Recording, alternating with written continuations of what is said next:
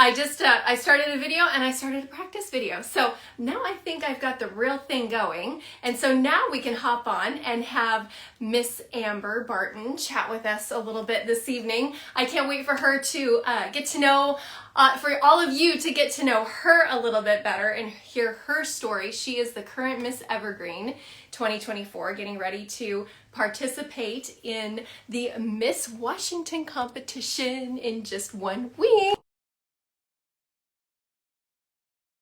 Bunch of things that I want to talk about tonight. So I hope she's ready because we're gonna talk fast and we're gonna cover a lot in a short amount of time. That's just the way I like to work. Yeah, hey, there you are. Hello. Good evening. Good evening. How are you? I'm doing great. Well, you look lovely this evening. I mean, you're all put together for 8 p.m. Like, I've already taken some of the makeup off, got my comfies on.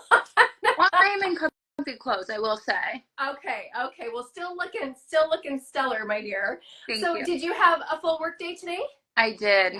Yeah, I did. I'm a surgical dental assistant, if you didn't know. So I was on my feet all day with patients, but I'm super excited to be here now. You know, I worked in dental actually for 10 years. And I know that dental assistants have a really challenging job because you have to be literally like 2 steps ahead of the provider in any procedure. You've got to be thinking ahead about everything that has to be laid out. So it's very high stress because if you're in the middle of something, it's not really the time to go get something that you forgot to get before you got into what it is that you're doing, and the poor patient is, you know, in the midst of something, and now we don't have time to get up and go get something. So I know that it can be very stressful. You also really have to build a strong relationship with the provider that you're with. Yeah, like I spend more time with them than, I do like my own friends and family. So yeah. And how about, I mean, I would assume like neck, back, shoulder. Yeah, always hunched over. I always try to be very mindful of my posture. So I combine myself correcting myself a lot, but yeah, I've already get it in my hands a lot. Oh yeah. Is it tiring then? Yeah. So I'm thinking you must have massage therapist as a best friend, or yeah. For sure. But yeah, for sure.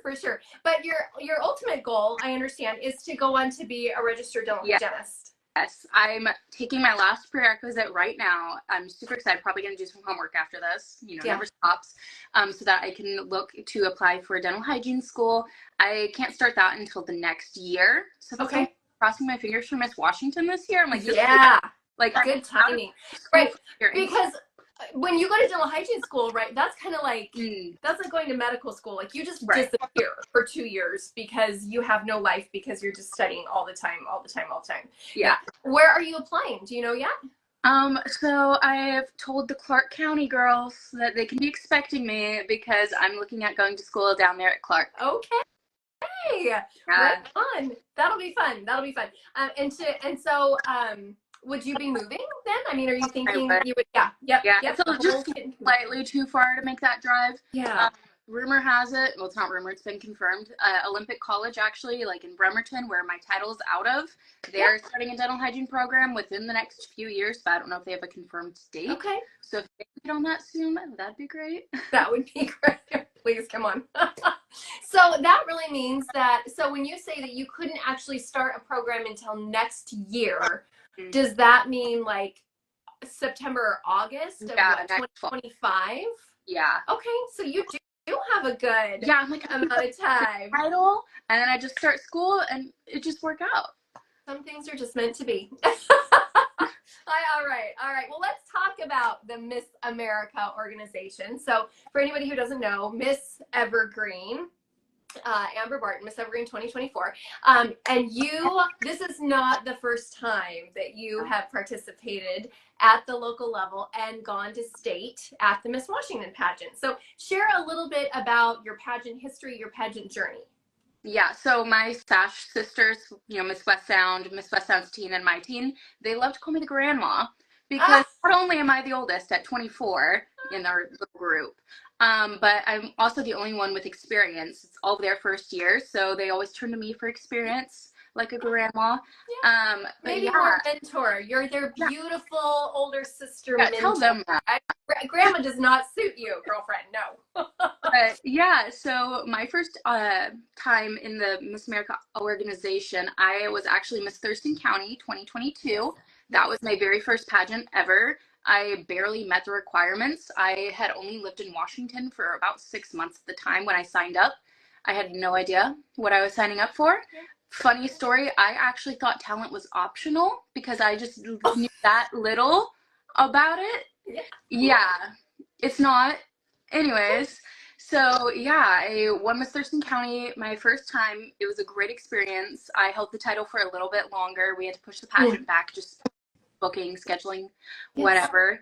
And I went to state. And so I feel like a lot of girls will say this. You go to state after winning your first local title and you're just like, I know everything. Right? Yeah. I'm like, obviously I'm doing something right because like I won. Like why not? And so I went into state with such this like clouded mindset because I was being so harsh on myself because of tunnel vision. I was one of those girls and I hate to admit I was. Yes. And so I went into state thinking I knew everything. It was great and I didn't even make top 10. And I sobbed in Merritt Kingman's arms backstage.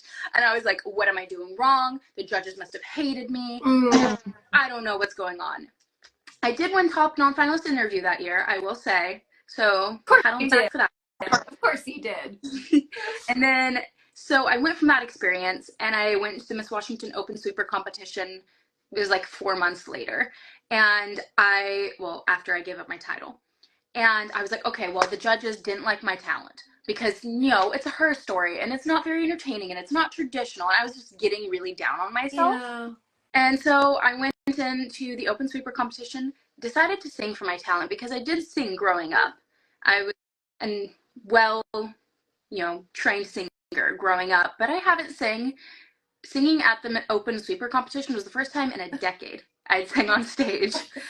Yeah, not probably the best time to start, but whatever. I changed so many things about myself because I had this idea in my head that this is what the judges want to see. Mind you, no one else was telling me to change any of these things, It was just me. And so I tried that, did not work. And so then whenever that was in April and then August rolled around when I decided to compete for Miss West Sound because I love Miss West Sound board. Hard not to love. Right. Yeah. And so I just kind of sat myself down and had a little self-talk, right? Yes. And I thought, when I went into Miss Thurston County, I had no expectations for myself. It was my first time. I didn't know what to expect. I didn't know how I should feel. And so I just went in, eager to be there. Right. And I realized the only thing that had changed from that point to now was my own feelings about myself. And so whenever I was able to step back, like, okay, you don't have to try to be, Miss Washington. You don't have to try to be Miss West Sound. You just have to try to be yourself. And as cliche as it sounds, it's true. And so I just went back to what I know. I, again, went into Miss West Sound not having any expectations for myself, except for I did want to win top interview because I won top interview at Miss Thurston County and top non-finalist interview at Miss Washington. And I did win top interview at Miss West Sound Evergreen. I will say that was my only expectation I had for myself. All right. Stand out. Good for you. Good for you, Amber. So how did you find the Miss America opportunity? It was really by chance. So I grew up in a very small town of like 700 people. So everyone knew everyone. I was always super involved. Like I was high school student council president, cheer captain, yearbook editor, all of the things. So I'm always right in the center of things and I always knew what was going on. And Olympia is not a huge city by any means, but it's definitely a lot bigger. Than 700 people. Yeah. Very big. And so it just drove me crazy that I wasn't getting involved in my community the way I was and that I didn't, know the people around me. Yeah. And I had earned almost $30,000 in scholarship my senior year. And then I had to forfeit one of my scholarships whenever I moved to Washington because I no longer met the requirements. And so I was like, okay, well, I want to know what's going on in the town. I want scholarships. Like, what can I do? And I was scrolling through like Twitter. I think of all things, like who uses Twitter? I don't know.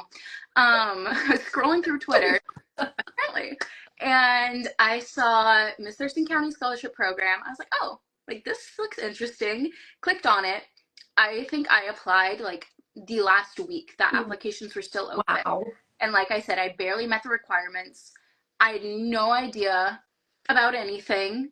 I submitted my application and just forgot about it, basically. Yeah. And then Wendy Hurst, the director, she texted me and she's like, hey, this is Wendy with Miss Thurston County. Are you still interested? And I was living with my sister-in-law at the time. I was like, hey, Abby, am I still interested? And she's like, yes, you are. So. Did your sister-in-law know anything about Miss Thurston County? No.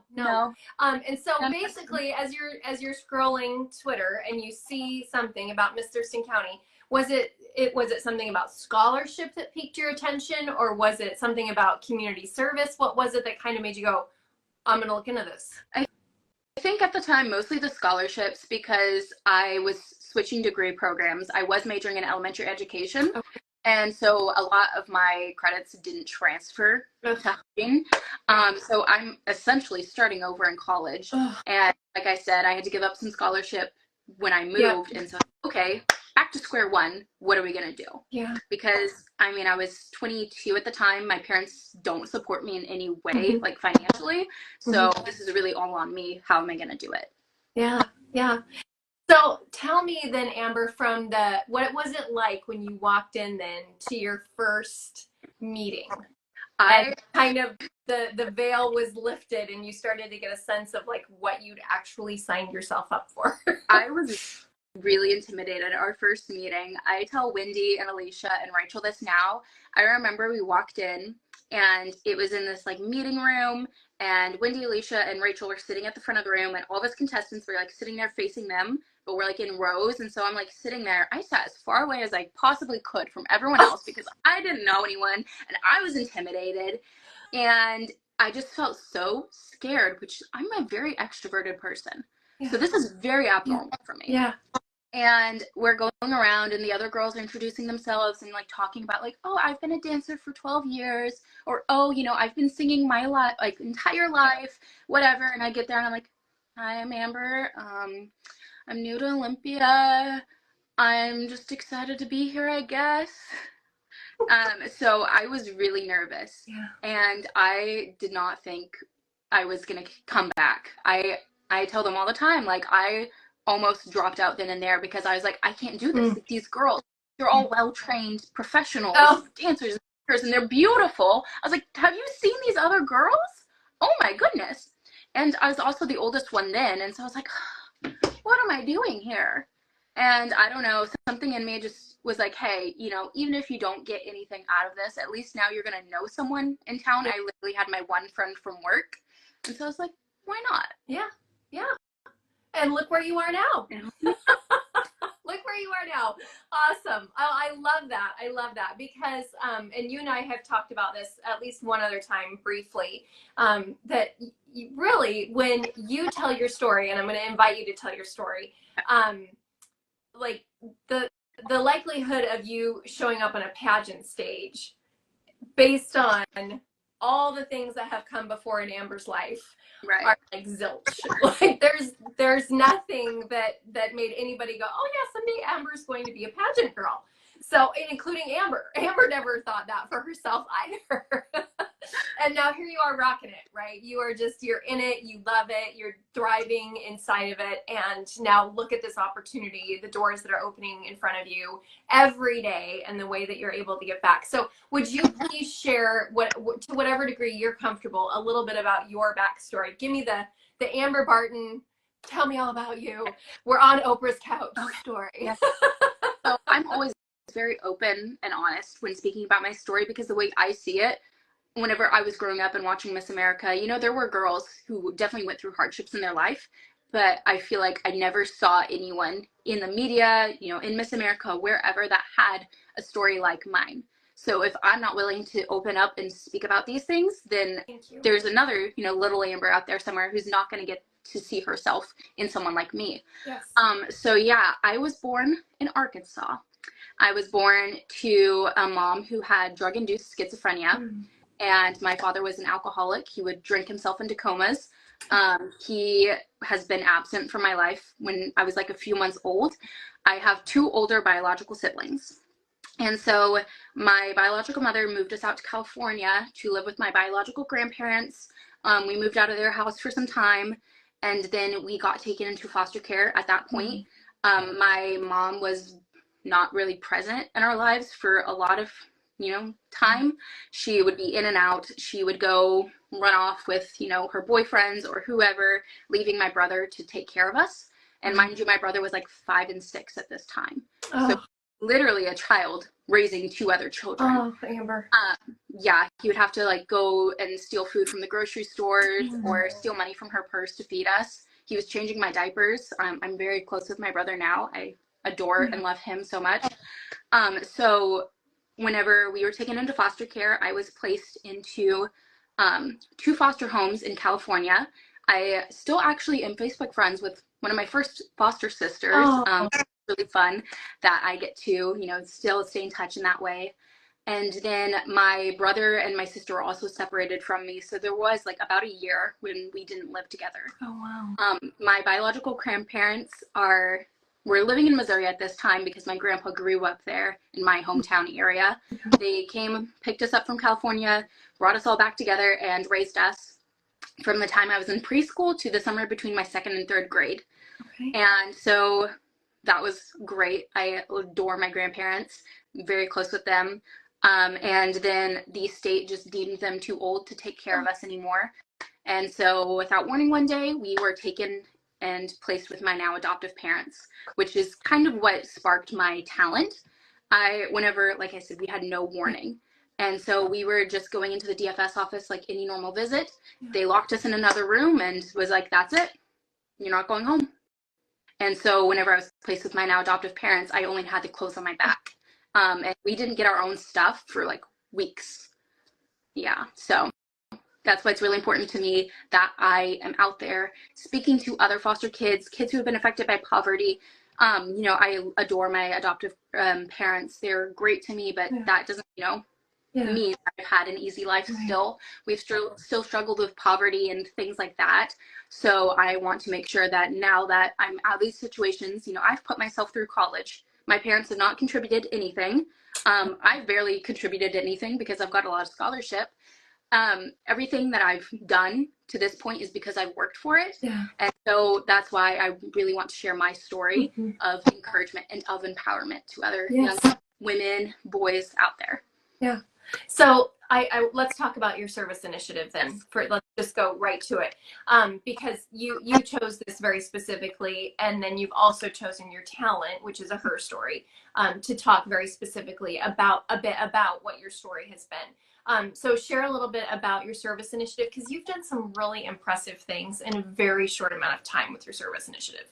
Yeah, thank you. So my CSI is the greatest poverty. I pulled that from a Mother Teresa quote. Oftentimes when you think of poverty, you think of the physical attributes, right? You think like underfed, dirty clothes, whatever. But oftentimes these kids are very poor in love too. They're not getting that support that they, need at home like we were, my siblings and I. And that's a poverty that often goes unseen. One thing that really inspired this a lot was whenever I wanted to be a teacher, I was doing some tutoring in the preschool classrooms at the high school I went to whenever I was a senior, and there was this little boy, and the teacher had kind of warned me, and she's like, Alan, he's got some behavioral issues. He has a lot of outbursts, and I think it's just because of what's going on at home. And it was. So he'd come in every day in dirty clothes. The back of his knees would be like black because he hadn't had a bath in days. But he really took to me. He was the most impatient little boy ever. But he would sit there and he'd wait until I was done with one of the other kids because he only wanted me. And I really connected with him. And I knew, what he was going through at home. And so I wanted to ensure that while he was here at school, I can't control what's outside of these 4 walls. But while you're here, I'm going to make sure that you feel loved and appreciated. And so that was one thing that really drove this for me. So some things I've done with my CSI, I've worked with United Way of Thurston County, which is one thing I really want to expand on when I'm Miss Washington. We're getting in the schools, working with ESD 113 and United Way. They have what's called navigators. Okay. So that way, these kids who are like me, they don't have parents who can teach them, personal finance and how to apply for college and how to do these things. Because if your parents didn't know that themselves, they can't teach you. Right. So they work in the schools to kind of point these kids in the right directions, because school counselors, so much of their time right now is being dedicated to working with mental health, that they don't have the time. They can't stretch yourself in that many directions. I've worked with All Kids Win here in Thurston County. They distribute bags of food to give to kids for over the weekends to ensure that they have something to eat. I love the All Kids Win group. I've worked with them for years now. I just recently facilitated a luggage drive. It was my biggest one yet. I did one a couple years ago whenever I was Miss Thurston County. And at that one, I had gotten 50 pieces of luggage donated. Wow. And then this one, I was able to distribute, I never got a final estimate because there was so much. I want to say around 130 pieces of luggage donated. And I was able to distribute it to Thurston, Mason, Lewis, Clark, Kitsap, and Pierce counties. And then I was also able to work with Project Linus. I was a recipient of a Project Linus blanket myself when I was younger. They make handmade quilts and blankets to give to kids who have been affected by trauma. I was able to work with Project Linus and get over 100 blankets donated to local foster youth. So that was also really great. It's a full circle moment for me, really. But yeah, that's kind of the highlights of things, or at least what I've done most recently.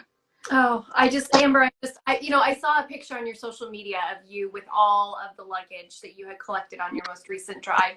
And just in the picture, my son was even counting. He's like, how many suitcases are there, Mom? Just so many.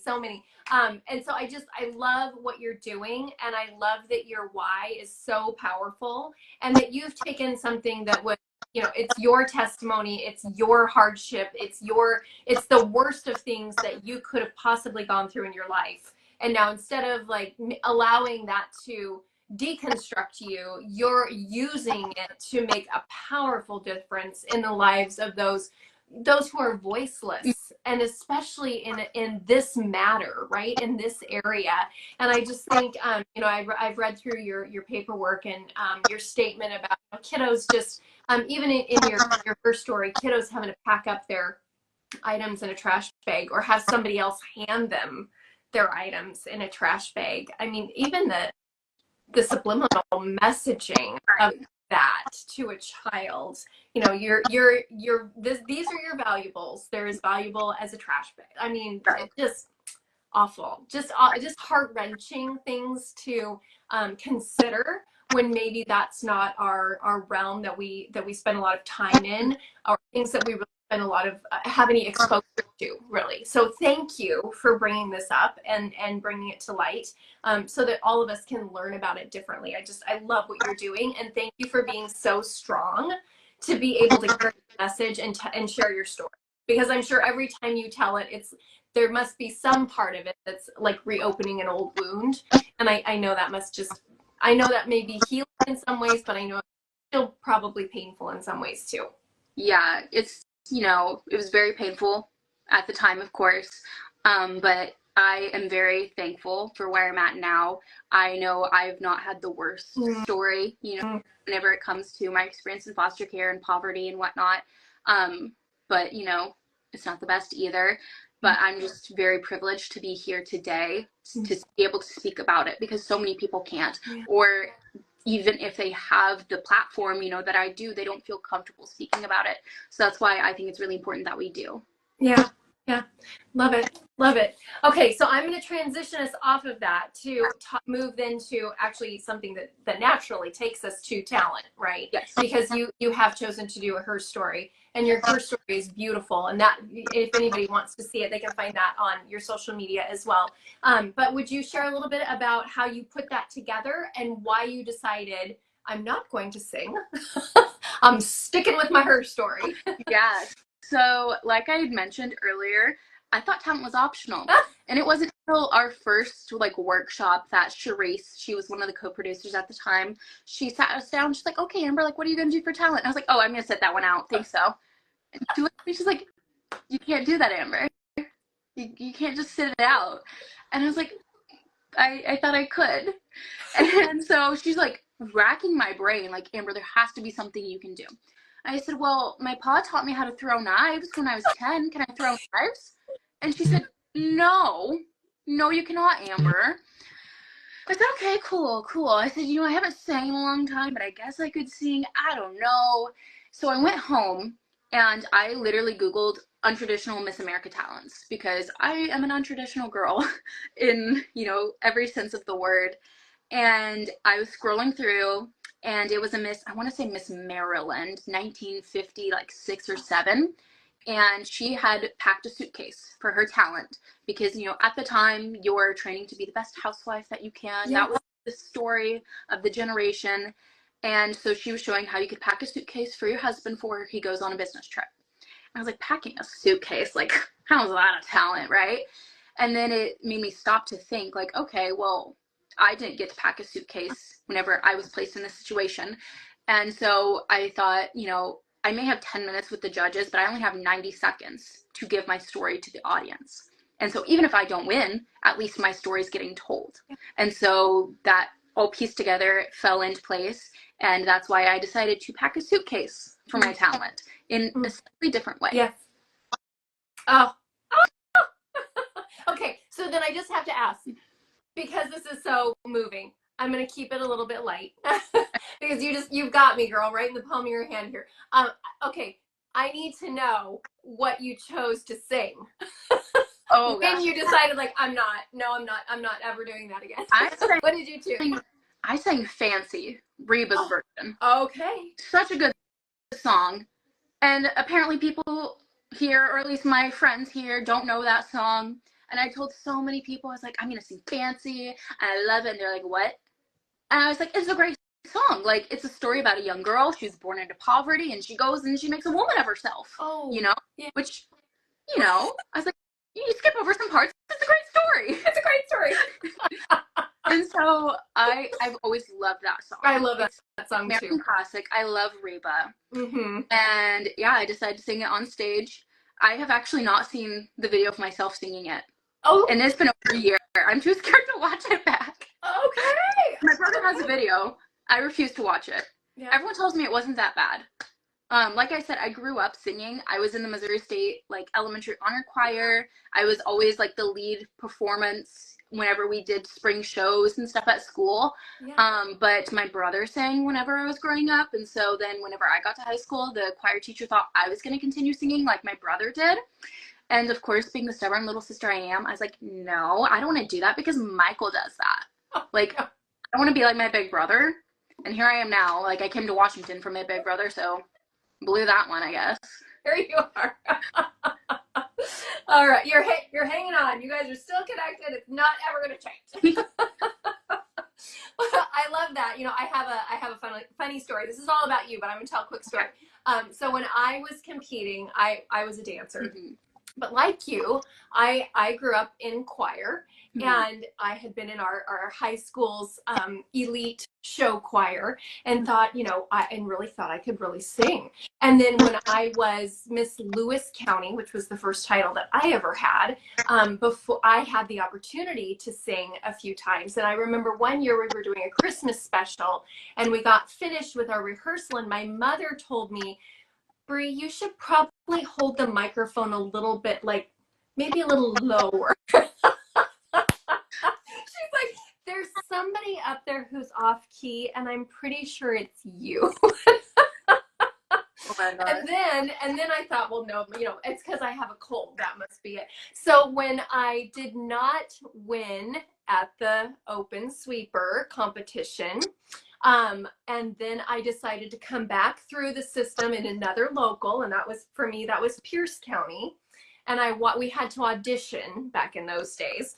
And I auditioned my talent for the Miss Pierce County board and volunteers. And Pat Scott, who will tell it like it is, great volunteer with the organization, has watched the Miss America organization for 30 plus years. She knows talent. She knows the organization. She knows what it should look like. And I walked in and I sang for my audition. And the first words out of her mouth when I stopped my amazing vocals was, "Are you a dancer?" She didn't say anything about the song. She didn't say one thing. She just said, "Why aren't you dancing?" I was like, okay, people, I get the hint. I'm picking it up, packing away the vocals. We're going on stage with something that's more comfortable and more true to us. And I had way more fun doing it anyway. So I would have been super stressed as a vocalist. Yeah, see, no one ever told me it sounded bad, but they did say, you know, like, it just wasn't the right song. I said, okay, well, I know what you're trying to say with that, and I appreciate the honesty. So, okay, so if I win Miss Washington, you know, for my farewell performance, I'm going to need you to come on stage with me, and we can perform our duet. I'm sure everyone would love it. Oh, love. Yes. Well, I mean, you know, some women just are multi-talented. I mean, Breann Gallo, right? She dual threat there, you know, plus she can talk, right? So she's, you know, got it all. But and just like you, because see, I'm clearly a poor singer, but you just had the wrong song choice. I don't think, so it was that. You got it. I don't think it was that. All right, so we've talked about your CSI, we've talked about your talent, we've talked about talents you didn't choose to bring to the Miss Washington stage this year. One of those being knife throwing. Yes.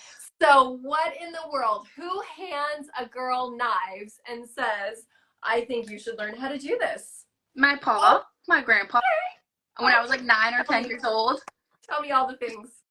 So my friends love to always, you know, laugh at the fact that I'm as like country as they come, right? I grew up in the Missouri Ozarks, so it's very different than the rest of the world, basically. And so every summer, my grandparents would babysit us, my adoptive grandparents on my dad's side. They would babysit us when my parents at work, and my adoptive grandfather is Native. And so he instilled a lot of those traditions in me. Okay. And so I spent so many days of my summer like making dream catchers with him, or making tomahawks and things, painting with him. And yeah, he taught me how to throw knives. Like, they had land outside and he just took me to the back, and so yeah. And you were how old? Like 9. Oh my gosh. I mean, most families would be like, keep the kids away from the knives. No. Like, keep them away from the matches, the knives. Not in your family. I love that. Because it's clear that you were being taught something that was unique, that was traditional, that he had experience with, and obviously was well supervised. And okay, so then you have to tell me, because I don't know anything about knife throwing, is there a particular kind of knife that is considered a throwing knife, or any old knife you can pick up? Is this similar to axe throwing? Like, somewhat similar to axe throwing. There are throwing knives that you're supposed to use. I will say I've used kitchen knives like as party tricks, just to freak people out, because I think it's fun. But I do have throwing knives. They're very cute and rainbow, very sparkly, you know, on brand for me. But yeah, it's different than axe throwing in the sense, like, I went axe throwing and I of course showed up everyone in the group. Of course you did. Put that out there, but it's a different technique because obviously it's one-handed and it's a lot lighter. Okay. So you only bring it back like as far as your face, basically, whereas axe throwing, you're going all the way back and you're really putting your all into it. So somewhat similar, but you definitely some tweaks there. Yeah. Amazing. Do you practice? Oh yeah. You do? Why not? No, you do. So you still get out and do this, not just party tricks, but you do. Yeah. Okay, so is it like liberating? Is this like a way to get some stress out? Somewhat. I just like to do it because I like to show off a little bit because no one else does it or knows how. No. Something I can do. So because I just think unique. So unique. I love it. Okay, well, we'll get you and our darling Kaylee, who I just talked to yesterday, together. She can teach the archery and you can teach the knife throwing. Now we just need a pyromaniac in the group. Perfect. And she can do the fire demonstration. I'm sure someone probably We've got to find her. We've got to find her this year. Yeah. We'll put the word out. We're looking for somebody who does fire. Okay. You guys will have it all. Boyfriend's a volunteer firefighter. Yeah. If something goes wrong, we're okay. Okay.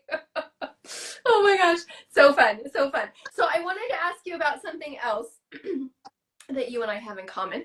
And that is, you mentioned that you've started taking ballet classes. Yes. Okay, tell me all about that. How did you even decide this is something that you wanted to do? Because not many people get to the ripe old grandma age of 24 and decide, I'm going to start ballet. Yeah, that's what I'm going to do. I just wanted to try it. I never really had the resources growing up, which is why I don't have a traditional talent now. There wasn't like a dance studio nearby us. And so I never got to do it when I was younger, even though everyone wants to be a ballerina when they're growing up. If you don't, you're lying. And so one of our friends, well, she's my personal friend now. She's on the Miss Thurston County Board, Jordan. She was doing adult ballet classes, and she was a dancer when she was Miss Wyoming and all the things. So she's in the more advanced class than I am. But she was posting about it, and I was like, Jordan, how do I do this? Like, I want to try it. Because I've never liked going into the gym and like lifting weights. Yeah. Like, that's not for me, but I want to do something, to stay active. And so I started taking these adult ballet classes. It's really funny because only one other woman in class, she like majored in dance. And so she's like doing all these beautiful things across the floor. And the rest of us, like, one time my instructor looked at me and she said, Amber, I feel like you're just spinning in circles. And I said, that's because I am. I don't know what I'm doing, but I'm really trying here. But isn't that what we do? Basically, she's so funny. It's a really great group. Everyone's pretty similar in age, and so it's really fun to get out and connect. I haven't been in there for a couple weeks now because I've been busy with pageant things. It's Saturday mornings, and so Saturday mornings I'm always getting ready for an appearance. But sort of related to ballet, I just recently, this weekend, got a new sponsor for myself. I'm working with one of the Mrs. Washington contestants, Stephanie Noble. Yeah, you were there, I know.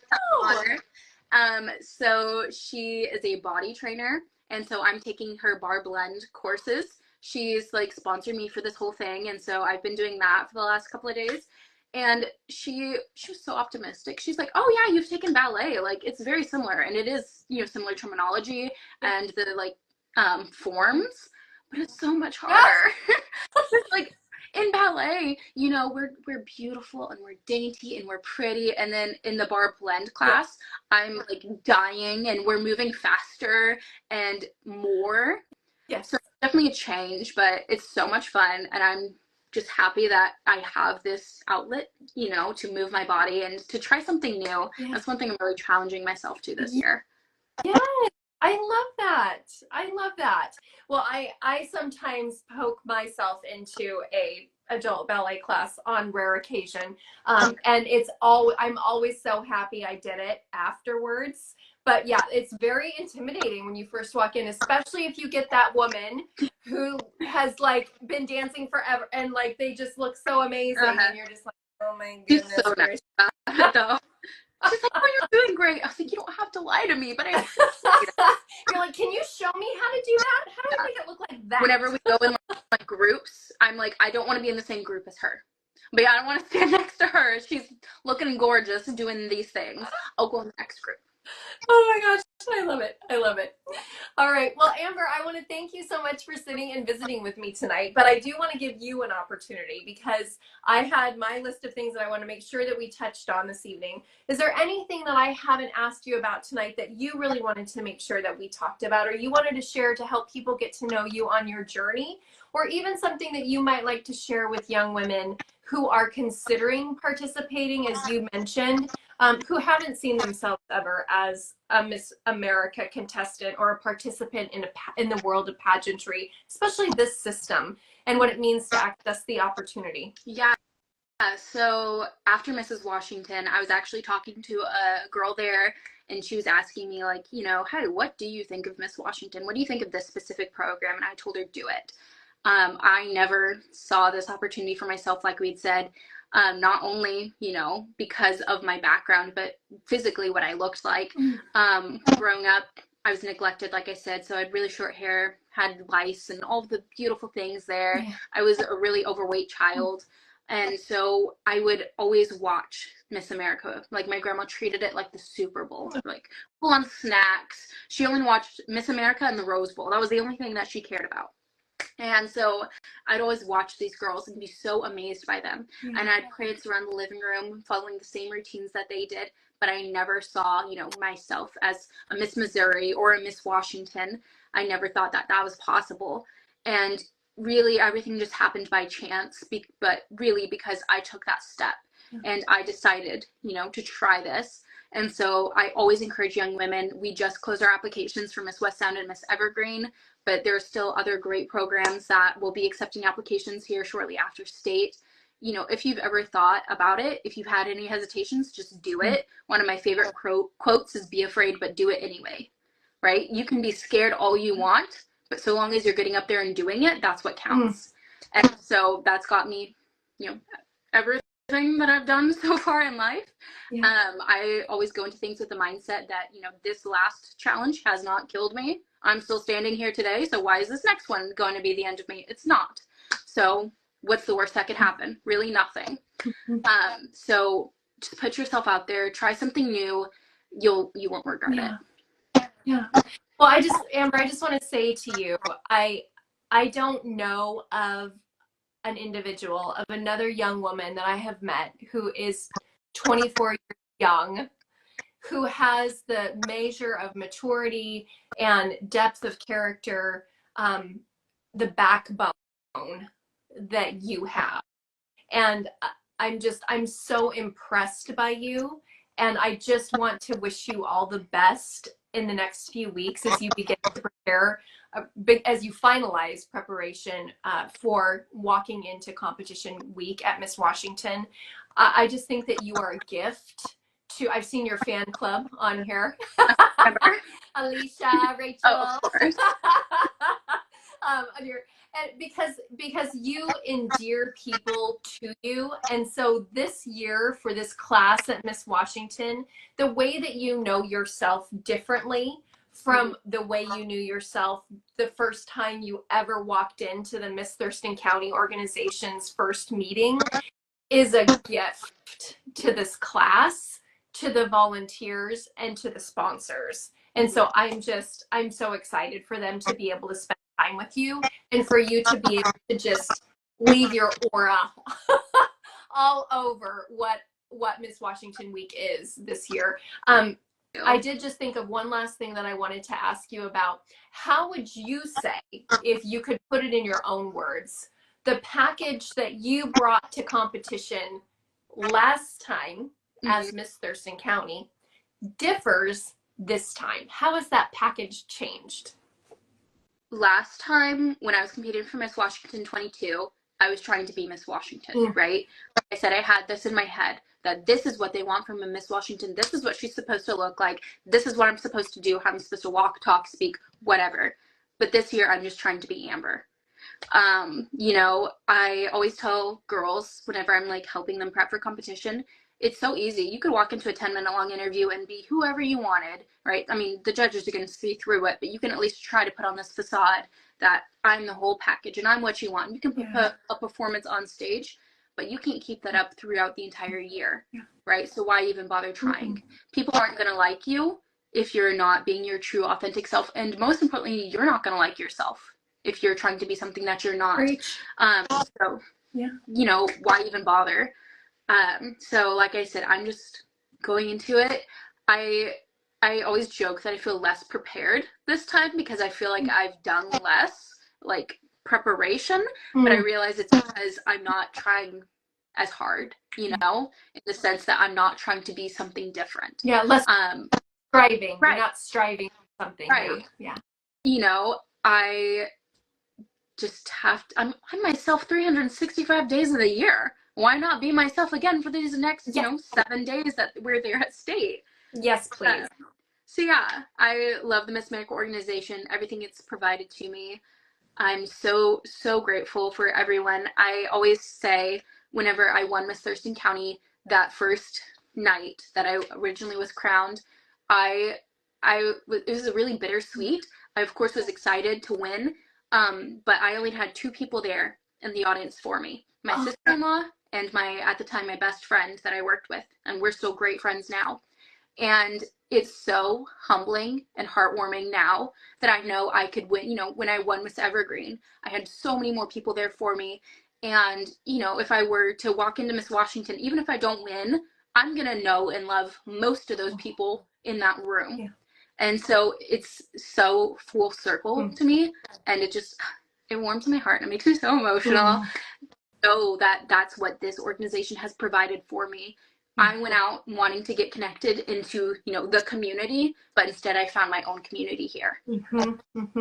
Oh, Amber, I love that. So well said. So well said. Because you mentioned that there will be so many people that you will know there. Well, girl, there will be so many people there that you don't know who are there for you, who are there cheering for you. And I think that that's probably one of the things that maybe you haven't seen or understood yet is you have, beyond the people that you know are on your team and in your fan club, there is a whole other ripple beyond that of people who are your fans and who just think the world of you. So I just want to give you all the encouragement. You're just going to have, it's going to be raucous at Miss Washington.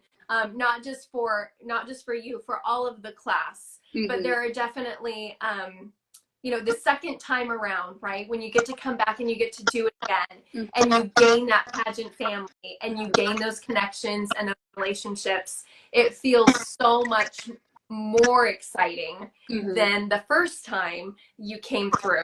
And I know you're going to have a great experience. And I'm so pleased to hear that you're not like on the hamster wheel of like, okay, I got to get this done and I got to get that done. And this is going to make the difference this year. I just got to make sure I do that. You know, it sounds like you're just in a really good place, and I'm not over prepped, which means that you'll be much more relaxed and have much more fun. So I'm pulling for you, girl. Thank you. I wish you all the best. I'm going to let you go for this evening, and this will be available on YouTube. So if there's anything with regard to your service initiative or other information that you would like linked in the YouTube, please send it over to me. I'll make sure it happens. All right.